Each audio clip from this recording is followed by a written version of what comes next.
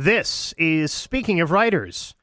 I'm Steve Richards. The book is Mirror Image. You cannot airbrush a self-portrait. The author is Mark Watson. Doris Stoner in Mirror Image, again confronted with her past, realizes that it is time to go back home after 40-some years away. She goes back to the family home she knew then. With much humility, she desperately wants to straighten out her past with her family, also knowing that she must do this to help stop what she knows will result in a forever hole in her granddaughter's heart. Mark Watson began writing in his 40s, and now 30 years later, he publishes 3 novels, Mirror Image, TODD, A Man Orphaned, and Goodbye Son, all dealing with family difficulties and the bonds that holds them together, even when they feel discarded. Mark Watson is a husband, father, and grandfather, and enjoys retirement and writing. Happy to have Mark Watson join me now here on Speaking of Writers. Mark, welcome. Thank you, and it's good to be here. Thank you, Steve. So where did the idea for this story, Mirror Image, come from? Well, actually, you want to know what just came to me one day? To start a story, I had written a story before this that I have since torn up, and it had to do with a young couple who got pregnant in college and were trying to work through this. And at that time, I was writing. I wrote books. I wrote stories. I thought for people of that age. And so I was using language that people use at that age, which I don't use. And it always bothered me. So then I just kind of put it aside. I had it almost done. And a number of years later, this idea came to me just to write about a woman who goes back home after 45 years because she left when she was 18 or 19, around that age, and she was pregnant. And then just kind of, she wanted to go home now. And so that's where it started out. So this character, Doris Stoner, how did you create Doris? Well, actually, the name came from a friend of mine whose sister, expecting her second child, found out she had cancer, and the doctors suggested strongly, this was back in the 70s, that she abort the baby, and she would not do that. And the baby lived and lives today, and she lived less than a year after the baby was born. But that's where the name comes from, Doris, and I always respected that choice that she made and know that it had to be incredibly hard. And I think that's where the whole thing kind of started. And Mark, choices in this book feature prominently, Doris specifically, and how they affect others and one's actions and one's reactions. For now 40-some years, she had left home with the intention of, she aborted her baby before she left home without telling her parents. At the time, it was illegal. This was the early 50s. And she went away with her intention of being away for a few weeks and then coming back. But she just felt so awful. When she was going from the Chicago area to New York, she just kept going. Instead of coming back in 2 weeks, she was going to tell her parents she miscarried. And so now 45 years later, all these things that happened in her life, she now lives in Oregon. She was married. Her husband died earlier the year. The story is being told. And she happens upon the fact that her granddaughter, who is 17, is now pregnant. And this kind of comes back into surface.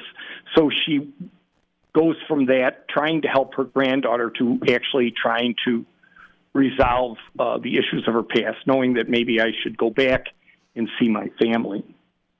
She's from a large family. When she left, she was one of the older ones of 9 children, and her mom was expecting the 10th. So she knew that there's a lot of people back there she needs to see, and she never contacted anybody. She was never contacted by anyone. No one could ever find her. So it kind of goes back. She goes back. Her mother's gone, now dead, and she meets her dad and then some of her siblings. And it goes different ways with different siblings. And yet she doesn't know what to expect, but she knows that they have every right to be definitely angry with her. So, and she goes back with the truth, which her husband had told her all through their marriage. When you go home, you have to go home telling the truth. You can't go home making something up, saying, "Oh, I was this." You have to go home with the truth. So that's what she does, and it's a challenge for her. Yeah, and what is the best way to do that, facing your children and being honest with them? Well, she was facing her siblings first. How to do it?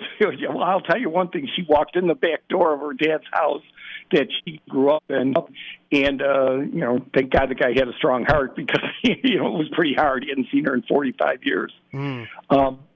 But it was actually harder to tell her children. She tells some of her siblings. She meets one brother, and while she's at her dad's, and then they went and visited her sister, who was not too much younger than her, and she does not take this very well. She's filled with anger. When they leave there, they decide, well, maybe instead of seeing all these other siblings, maybe the dad and the one brother should talk to him first. So they do, and she goes home. She goes back and said, I'll come back in a month or so. And then when she goes home, she plans to have, she has 4 children, 3 are married. They mostly have kids or adults. And she invites them over on a Sunday afternoon, the 7 of them, the 3 couples and the single daughter. And she explains this to them, and again, they're all just kind of blank. Once they all leave, they left without really saying anything much about it. Like, I can't believe this, and that's about it. They just showed shock. You know what I mean? So that's kind of what happens there. She's dealing in between with her granddaughter and things like that. So I don't, without telling you the whole story, right. But that's what kind of happens. She finds out that when she left, her mom had a baby girl. And then she found out also when she went back to visit that her mother had another child, an 11th child, a son, a little more than a year after that. That son talked to his brother about meeting Doris, and he just flew out to Oregon and just dropped in on her. And his name's Terry. He just thought, well, I'll drop in. She was like shocked. She had found out she had a brother when she was in town, but now to meet him. So when he told her something, kind of hit home. For one thing, he said that, I'm one of 11 children, and people would ask me about my family, and he'd say I was just one of 10 because 9 of us are living in fine, and the brother Paul had died. He got killed in a motorcycle accident earlier on. And he said, I just pretended there was no Doris. He said, because I didn't know you and people would want to know about you, and I didn't know anything, so I just said I had 9 brothers and sisters, So that kind of hurt, it hit her, but she understood.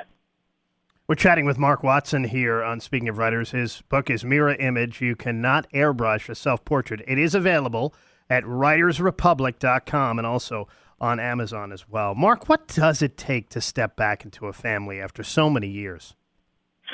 Courage. It takes a lot of courage, and it takes a tremendous amount of humility. If you're not going to realize, well, okay, it was she that left. It wasn't, she didn't step in because somebody else did something. She stepped back into the family, so she had to come back and explain herself. And I think that was, it was so hard that the day after she met with her dad, brother, and her one sister, that next morning she said, I am going to go back home and let you talk to the rest of the family and explain this and let them just all explode or whatever they're going to do instead of just sitting here. And, she said they have to hear it before they really see it. And I think that's what she did, and she did it very courageously. At the end of the story, there isn't a whole lot of resolution in the story, as in life. There's not always a whole lot of resolution. We never know how other people feel or how they're going to take something or another. But it's kind of like, okay, this is now Monday, and we have to look and see what's going to happen, and if people are going to. How long it will take people to get used to the idea, accept it, or just totally say, you know what, I'm through. So it kind of goes there. And I think that's what happens in families. Yeah, are time and space important? Yes, it is, because like I explained, where she said I need to go home and let to her dad and her brother, you kind of explain this to the rest of the family. And she knew there had to be time and there had to be space for the other ones, because what happened with her sister Bernie didn't go so well, and there was no reason why it shouldn't go that way with the other ones, And so I think that it does take time. She took way too much time from when she left home to go back. Her husband encouraged her numerous times to go back. She lived a very full life after she met her husband. It was her second husband, and she had a child with her first. Then she married the second husband. She had a very full life and turned out to be of very financial means. She was very well off. The one brother said to her, looking at all this, I don't think too many people are going to feel sorry for you, So there's kind of that kind of, all those things. I mean, I don't know if you're from a big family, I am, but, some people we all live our lives differently, and we have to accept the fact that we live our lives differently. We all have different mates, so we have different, it's just different. And that's, I think we have to accept that. And so many times we don't accept that. I think people don't. And it's important to accept it. So you cranked out 3 novels here: Mirror Image, TODD, A Man Orphaned, and Goodbye Son. Yeah. Are you working on another one? If so, can you give us a sneak peek into what it's about? No, only some ideas. I've started a few different things that are ideas, but no. One would be a child, a young adult child who has some drug issues and dealing with his family and the family dealing with him. And it's another situation where in a family, large or small, some people don't handle that very well, yeah, or they handle it with tremendous amount of anger. And so but I haven't gotten too far on that one yet, Steve. We're working. Did you always want to write?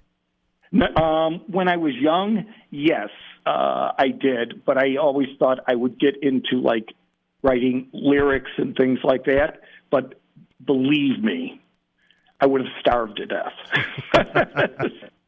There was no way that was ever going to work.